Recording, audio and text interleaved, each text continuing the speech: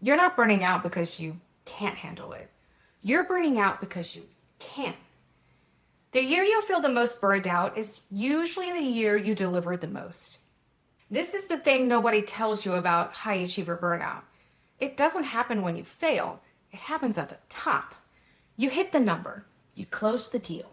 You held everything together.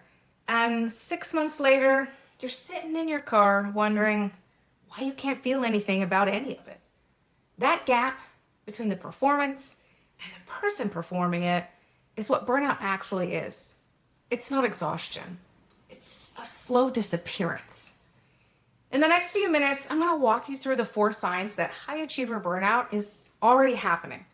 The 4 behaviors that protect you from it, and 1 rule at the end that changes whether burnout costs you a year of your life or just a few weeks. This isn't going to sound like the burnout content you've heard before, so stick with me. The discomfort that we're going to talk about, that's the work. Here's the first thing I see nearly every single time. The first sign is the quietest one and the easiest to miss. You hit a goal you've been working toward for years, and you feel nothing. Maybe a flicker, maybe a 30-second exhale, and then you're already looking at the next thing.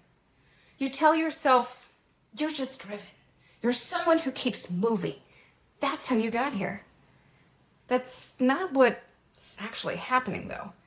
Psychology has a name for this: hedonic adaptation. It means your brain normalizes each new level almost immediately. Think about it like a video game. The first time you beat a level, it feels incredible, right? But the longer you play, the harder the levels have to get just to feel the same rush. Your brain doesn't celebrate clearing the level anymore. It just loads the next one. Combine that with a nervous system that's been running at full speed for months or years, and it can't slow down enough to feel the thing you worked for even when it arrives. Real talk. If you can't feel your wins, you can't feel your life. They're on the same circuit. But not being able to feel your wins isn't even the hard part. You want to know what's harder to admit? Your free time isn't free anymore. When you have an hour, you don't rest. You optimize.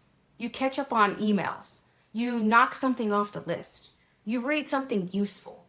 You listen to a podcast that's also somehow work.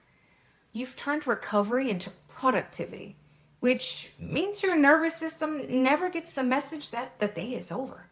There's no off switch. There's just slower work. Research on nervous system dysregulation, it shows that when productivity becomes your primary way of managing pressure, rest starts to feel like a threat. You're not choosing to optimize your downtime. Your nervous system genuinely doesn't recognize stillness as safe anymore. Stopping feels wrong because for a long time, stopping had consequences. That's not a busy schedule.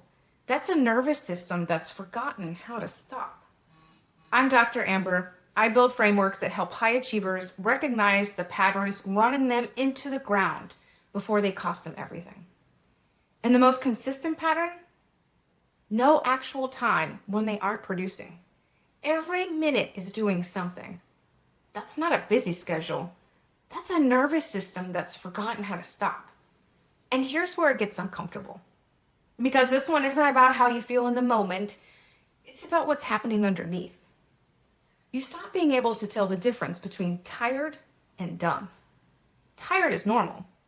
Tired means you had a hard day or maybe a hard week. Tired sleeps off, meaning you can sleep and it'll go away. Done is something different. Done means that the thing used to fill you up empties you now. The work you used to love feels heavy. The people you used to want to see feels like another item on the list.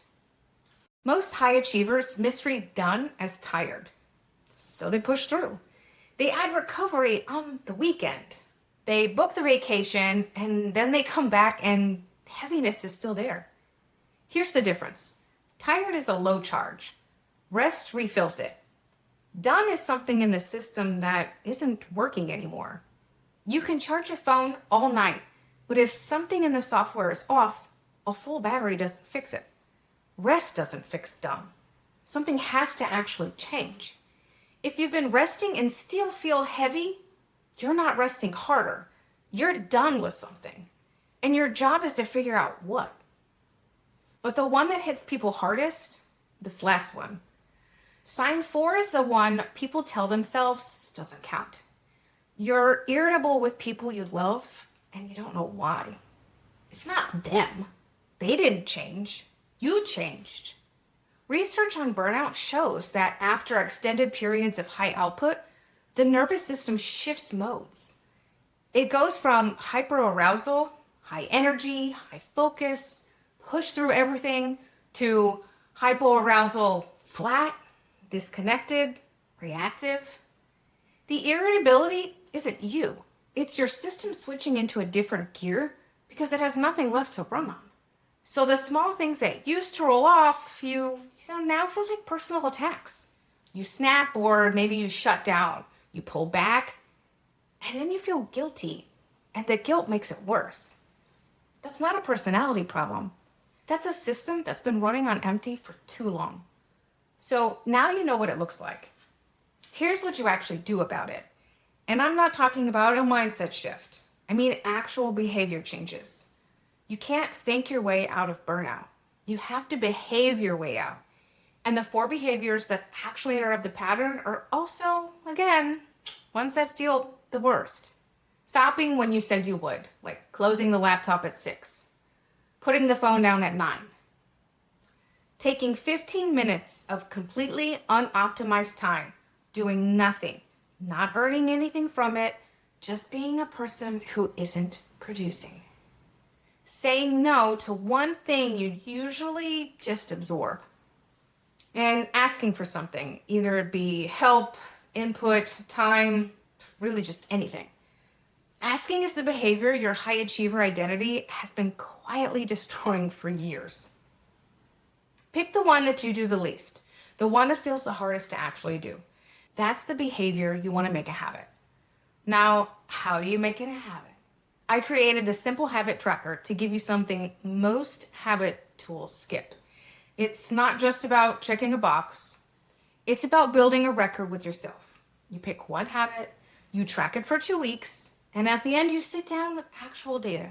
Not a feeling, not a guess, data. What worked, what got in the way, and what adjustment to take into the next 2 weeks. That pattern recognition is what makes the behavior change stick.